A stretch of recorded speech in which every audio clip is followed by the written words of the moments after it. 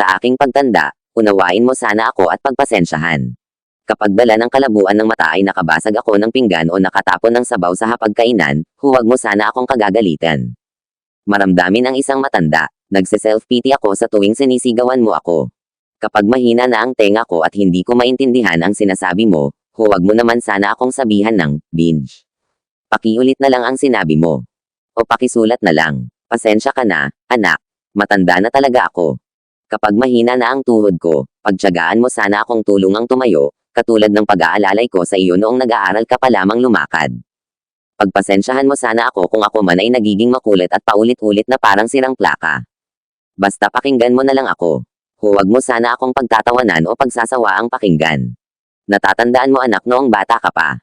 Kapag gusto mo ng lobo, paulit-ulit mo yung sasabihin, maghapon kang mangungulit hanggat hindi mo nakukuha ang gusto mo.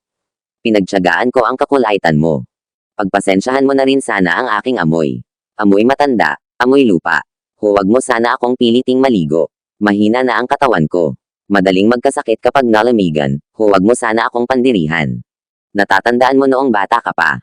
Pinagtiyagaan kitang habulin sa ilalim ng kama kapag ayaw mong maligo. Pagpasensyahan mo sana kung madalas, ako'y masungit, dala na marahil ito ng katandaan. Pagtanda mo, maiintindihan mo rin. Kapag may konti kang panahon, magkwentuhan naman tayo, kahit sandali lang. Inip na ako sa bahay, maghapong nag-iisa. Walang kausap. Alam kong busy ka sa trabaho, subalit nais kong malaman mo na sabik na akong makakwentuhan ka, kahit alam kong hindi ka interesado sa mga kwento ko. Natatandaan mo anak, noong bata ka pa. Pinagtiyagaan. Kung pakinggan at intindihin ang pautol-utol mong kwento tungkol sa iyong teddy bear. At kapag dumating ang sandali na ako'y magkakasakit at maratay sa banig ng karamdaman, huwag mo sana akong pagsawaang alagaan. Pagpasensyahan mo na sana kung ako man ay maihi o madumi sa higaan, pagtiyagaan mo sana. Akong alagaan sa mga huling sandali ng aking buhay. Total hindi na naman ako magtatagal. Kapag dumating ang sandali ng aking pagpanaw, hawakan mo sana ang aking kamay at bigyan mo ako ng lakas ng loob na harapin ang kamatayan.